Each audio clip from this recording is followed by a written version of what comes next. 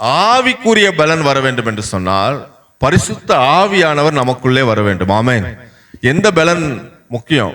சரீர பலனா ஆவிக்குரிய பலனா?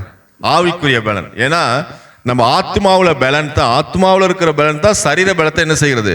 கொண்டு வருகிறது. நீங்க சந்தோஷமாக இருப்பதற்கு, மகிழ்ச்சியாக இருப்பதற்கு, சமாதானமாக இருப்பதற்கு, வெற்றியான ஒரு வாழ்க்கை வாழ்வதற்கு, பலவீனமான நேரங்களில் பலனாய் இருப்பதற்கு, சோர்ந்து போன நேரத்தில் பலன் அடைவதற்கெல்லாம் என்ன தேவை அப்படின்னா ஆவியானுடைய பலன் தேவை. ஆவியானுடைய பலன் உள்ள வந்த உடனே உங்களுக்கு தானாகவே பலன் என்ன செய்யுது? வந்துருது. பலவீனம்னா என்னது? நீங்க பாத்தீங்கன்னா நமக்கு பயம் இருக்கும். பயம்லாம் என்னங்க? பெரிய பலவீனமே என்னதுதான்? பயம்.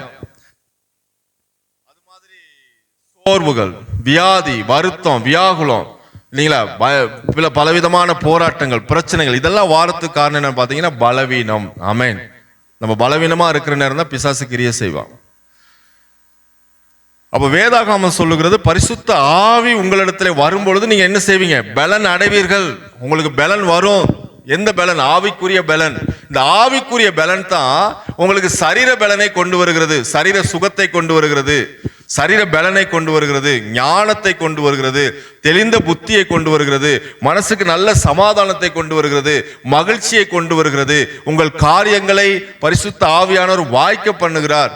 இப்படி பொருளாதாரத்தில் ஆசீர்வாதம், ஆவிக்குரிய ஆசீர்வாதம், எல்லா சகலவிதமான பரிபூர்ண நன்மைகளையும் பரிசுத்த ஆவியானவர் தான் கொண்டு வருகிறார். ஆமென். வேதம் சொல்லுகிறது பரிசுத்த ஆவி உங்களிடத்தில் வரும்பொழுது நீங்கள் பலன் அடைவீர்கள். சிம்சோனை குறித்து நம்ம எல்லாருக்கும் தெரியும். சிம்சோனை குறித்து தெரியாத ஆட்களே கிடையாது. சிம்சோன் பயங்கர பலசாலி. பயங்கர பலசாலின்னா அவனை போல பலசாலி இல்லை, சிம்சோனை போல. அவனுக்கு ஆவியானவர் உள்ள வந்த உடனேயே அற்புதமான பலன் வந்துருச்சு. என்ன பலன்னா, பெலிஸ்தியர் அவனுக்கு விரோதமாக எழும்பிட்டாங்க.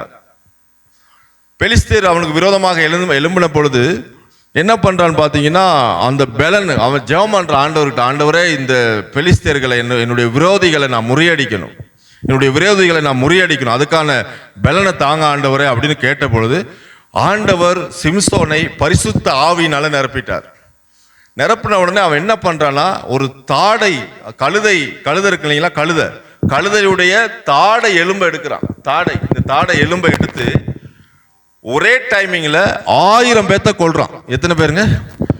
ஒரு பூச்சி அடிச்சு போடுற மாதிரி அடிச்சு போடுறான். 1000 பேத்த ஒரே டைமிங்ல கொண்டு போட்டான். எவ்வளவு ஆவியானுடைய பலன் பாருங்க. அதே போல என்ன செய்யறான்னா, ஒரு முறை பெலிஸ்தியர்களுக்கு, அவங்க பயங்கர எதிரி பெலிஸ்தியர்கள், ஒரு முறை 300 நரிய பிடிக்கிறான். எத்தனை நரி? 300 நரிய பிடிச்சி ஒரு நரியும் இன்னொரு நரியும் சேர்த்து அந்த வாழை சேர்த்து கட்டி விடுறான். கட்டி விட்டு பந்தத்தை பத்த வைக்கிறான். 300 நரி அப்படின்னா 150 ஜோடி கட்டி என்ன செய்யறான், 2 நரியா சேர்த்து வாழை கட்டி அது பந்தத்தை பத்த வச்சு விட்டு பெலிஸ்தியருடைய வயலுக்குள்ள, சேனைக்குள்ள அனுப்பி விடுறான். அந்த சேனைகள் எல்லாம் என்ன செஞ்சுச்சு? இந்த நரி எரிச்சு போட்டுருச்சு. 300 நரிய பிடிக்கிறது லேசான வேலை கிடையாது. நிறைய பெரிய தந்திரம் உள்ளது தான். அதை பிடிச்சிட்டான். ஏன்னா அது ஆவியானுடைய பலன் அவனுக்குள்ள வந்துருச்சு. ஆண்டவர் அவனை ஆசீர்வதித்தார் பலன்ல. ஏன்னா ஆவியானவர் வந்த உடனே அவனுக்குள்ள ஒரு பெரிய பலன் உண்டாயிருச்சு. நீங்க வாசிக்கலாம், நியாயாதிபதிகள் புத்தகத்துல இதை நம்ம வாசிக்க முடியும். வாசிங்க 15ஆம் அதிகாரம் 16ஆம் வசனம். உடனே அவன் ஒரு கழுதையின் பச்சை தாடை எலும்பை கண்டு தன் கையை நீட்டி அதை எடுத்து அதனாலே 1000 பேரை கொன்று போட்டான். எத்தனை பேரையா? 1000 பேரை கொன்று போட்டான். அப்பொழுது சிம்சோன் கழுதையின் தாடை எலும்பினால் குவியல் குவியலாக பட்டு கிடக்கிறார்கள். கழுதையின் தாடை எலும்பினால் 1000 பேரை கொன்றேன் என்றான். எத்தனை பேரை கொண்டானா? சாதாரண பலனா யோசித்து பாருங்க. நம்ம ஒரு கரப்பாம்பூச்சை கொண்டதுக்கே ரொம்ப கஷ்டப்பட்டுக்கிட்டு இருக்கோம். அவன் 1000 பேர்த்த கொண்டா ஒரே டைமிங்ல தாடை எலும்பு எடுத்து அடிச்சு. அவ்வளவு பெரிய வல்லமை சிம்சோனுக்கு. அதுக்கப்புறம் நீங்க கவனிச்சீங்கன்னா 16:3 வாசிங்க. 16:1 நீங்க கவனிக்கலாம். பின்பு சிம்சோன் காசாவுக்கு போய் அங்கே ஒரு வேசியை கண்டு அவளிடத்தில் போனான். அப்பொழுது சிம்சோன் இங்கே வந்திருக்கிறான் என்று காசா ஊராருக்கு சொல்லப்பட்டது. அவர்கள் காலையில் வெளிச்சமாகிற போது அவனை கொன்று போடுவோம் என்று சொல்லி, யாரை கொன்று போடுவோம்ட்டாங்க? சிம்சோனை கொல்றதுக்கு பிளான் பண்ணிட்டாங்க. கொன்று போடுவோம் என்று பாருங்க, காசா ஊராருக்கு சொல்லப்பட்டது. அவர்கள் காலையில வெளிச்சமாகிற போது அவனை கொன்று போடுவோம் என்று சொல்லி அவனை வளைந்து கொண்டு ரா முழுவதும் அவனுக்காக பட்டண வாசலில் பதிவிருந்து ரா முழுவதும் பேசாதிருந்தார்கள். விடிய விடியா என்ன செய்ய ஒளிஞ்சிருக்கிறாங்க. யாரை கொல்றதுக்கு? சிம்சோனை கொல்றதுக்கு எல்லாம் பயங்கர கிரௌட் ஒன்று அப்படியே ஒளிஞ்சி பார்த்துக்கிட்டு இருக்கிறாங்க. யாருக்கிட்டே பேசலையாம். அப்ப என்ன நடக்குது பாருங்க. பதிவு இருந்தார்கள், அப்புறம் இரா முழுவதும் பேசாதிருந்தார்கள். இப்ப 3ஆம் வசனத்தை கவனிங்க. சிம்சோன் நடுராத்திரி மட்டும் படுத்திருந்து நடுராத்திரியில் எழுந்து பட்டணத்து வாசல் கதவுகளையும், எந்த வாசல் கதவுகளையா? வீட்டு கதவு இல்ல, பட்டணத்து வாசல் கதவு. கதவை திறந்து பார்த்தா திறக்கல. என்ன பண்ணிட்டான்? தாப்பாலோட பேத்துட்டான், நிலையோட பேத்து பாருங்க. பேத்து என்ன பண்ணிட்டானா, அதன் 2 நிலைகளையும் பிடித்து தாழ்பாலோட கூட பேர்த்து தன் தோளின் மேல் வைத்து எபிரோனுக்கு எதிரே இருக்கிற மலையின் உச்சிக்கு சுமந்து கொண்டு போனான். அப்படியே தூக்கிட்டு எங்க போறான்? எப்படி பலன் இருக்கும் பாருங்க. மலை உச்சிக்கு சுமந்து கொண்டு போகிறான். சரியான பலசாலி. பட்டணத்து வாசல் கதவுகளே தூக்கி கொண்டு மலைக்கு ஏறி போறானா யோசித்து பாருங்க, எவ்வளவு பெரிய பலசாலியா இருப்பானா. என்ன பாவம் செஞ்சான்னா, தெலிலால் என்கிற ஒரு வேசின் இடத்திற்கு போய் பாவம் செஞ்சிட்டான். பாவம் செஞ்ச உடனே அவனுக்குள்ள இருந்த பரிசுத்த ஆவியானவர் போயிட்டார். பாவம் செய்தவன் என்ன ஆச்சு? அவனுக்குள்ள இருந்த அது வரைக்கும் பரிசுத்த ஆவியானவர் இருக்கிற வரைக்கும் அவனுக்கு பயங்கர பலன். ஆனா பரிசுத்த ஆவியானவர் அவரை விட்டு போன உடனேயே இவன் என்ன செய்யறான்னா, இவன் எந்திரிச்சு நிக்க கூட இவனுக்கு என்ன இல்ல, பலன் இல்ல. நல்லா கவனிங்க, அதான் பலவீனம். பரிசுத்த ஆவியானவர் வந்தா சாட்சியா இருப்போம். புதிய ஏற்பாடு சட்டம் என்ன, எப்படி சாட்சியா இருப்போம் அப்படின்னா, இயேசு என்ன சொல்றாரு பாருங்க. மத்தேயு 5ஆம் அதிகாரத்துல என்ன போதிக்கிறாரு?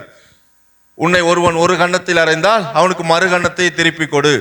ஆண்டவர் சொல்றார், நீங்க வெளிச்சமா இருக்கிறீர்கள். மலையின் மேல் இருக்கிற பட்டணம் மறைந்திருக்க மாட்டாது. விளக்கை கொளுத்தி மரக்காலையில மூடி வைக்காமல் விளக்கின் தண்டின் மேல் வைப்பார்கள். அப்பொழுது வீட்டில் உள்ள யாவருக்கு அது வெளிச்சம் கொடுக்கும். நீங்கள் இந்த பூமிக்கு எப்படி இருக்கிறீர்கள்? உப்பா இருக்கிறீர்கள். அப்ப நம்ம புதிய ஏற்பாட்டுல சிம்சோனை போல மற்றவங்களை கொல்றதுக்கான பலன் இல்லை. பழைய ஏற்பாட்டுல பரிசுத்த ஆவியானவர் வந்த உடனேயே அவன் 1000 பேர்த்த ஒரே அடியில் அடிச்சு கொள்றான். தாடை எலும்புல ஒரு நில கதவு எல்லாம் பேத்து தோல்ல வச்சுட்டு பெரிய மலைக்கு ஏறி போயிட்டான். அதுக்கப்புறம் பாத்தீங்கன்னா, பாவத்துல விழுந்த பிறகு அசுத்தத்துக்கு இடம் கொடுத்த உடனேயே அவனுக்குள்ள பலவீனத்தின் ஆவை கிரிய செய்து 26ஆம் வசனத்துல அவனுக்கு எந்திரிச்சு நடக்க கூட முடியலைங்க. 26ஆம் வசனத்தை கவனிங்க. இப்போ என்ன நடந்துச்சு பாருங்க. இந்த பாவத்துக்கு, அந்த அசுத்தத்துக்கு அவன் இடம் கொடுத்துட்டான். கைலாக கொடுத்து நடத்துகிற பிள்ளையாண்டானோட வீட்டை தாங்குகிற தூண்களிலே நான் சாய்ந்து கொண்டிருக்கும்படி அவைகளை நான் தடவி பார்க்கட்டும் என்றான். கைலாக கொடுத்து தூக்குறாங்க. தூக்கி என்ன செய்யறான்? நான் கொஞ்சம் தூண்ல என்ன செஞ்சுக்கிறேன், அப்படியே சாட்சி வச்சிருங்க. நான் தடவி பார்த்து அப்படியே தூண்ல கொஞ்சம் சாட்சி வச்சிருக்கேன், அப்படியே தூண்ல சாஞ்சிக்கிறேன்றான். அந்த அளவுக்கு பலவீனம் ஆயிட்டான். இப்ப அவன் எப்ப அசுத்தத்துக்கு இடம் கொடுத்தானோ அப்பொழுது அவன் பலனெல்லாம் போயிடுச்சு. அவனுடைய ஏற்பாட்டை பொறுத்த வரைக்கும் பரிசுத்த ஆவியானவர் நமக்குள்ள வர்றார். நமக்குள்ள எதற்காக வர்றார் என்றால், நம்மை பலப்படுத்துவதற்கு வர்றார். ஆமென். நம்மை பலன் கொடுக்கிறதுக்கு நமக்கு வர்றார். ரட்சிக்கப்படாத யாருக்கும் பலன் இல்லை. சரீரத்துல பலன் இருக்கும்.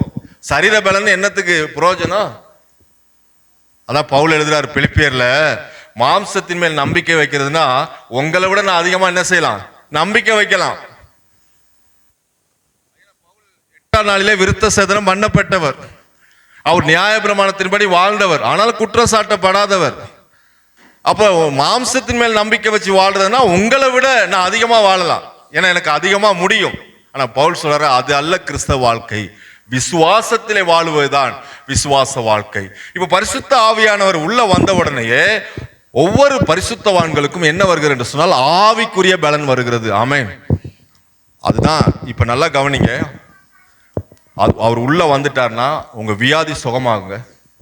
நம்ம நிறைய பேர் அதை விசுவாசிக்கிறது இல்லை. ஆவியானவர் பலத்தை கொண்டு, அவருடைய தழும்புகளால நீங்கள் நம்ம இன்னும் பரிசுத்தமாக ஆக ஆக ஆக உங்க பலவீனமெல்லாம் உங்களை விட்டு நீங்கி போயிடும். பலவீனம் இருக்கிறதுக்கு காரணம் என்ன தெரியுமா? ஏதோ ஒரு காரியத்துல விழுந்திருக்கிறதுனாலதான்.